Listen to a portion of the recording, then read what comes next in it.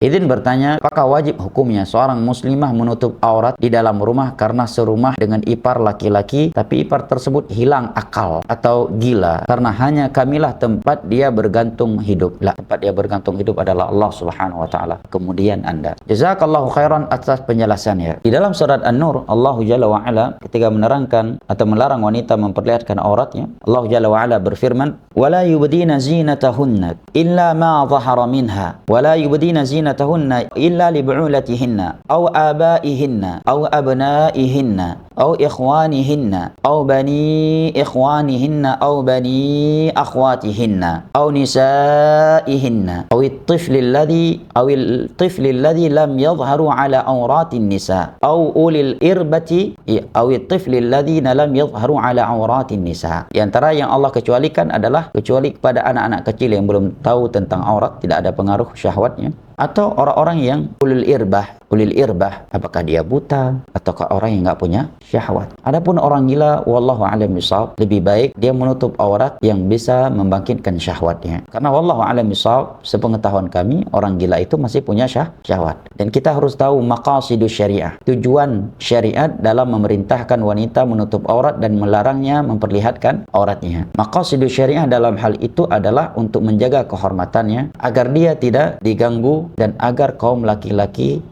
tidak menjadi korban syahwat disebabkannya. Dan orang gila, wallahu alam, setahu saya masih punya syahwat, hanya saja dia punya akal sehat. Maka semaksimal mungkin dia menutupnya. Terlebih lagi bagian-bagian tubuh yang sangat membangkitkan syahwat keumuman kaum lelaki. Wallahu alam bishawab, wal ilmu indallah.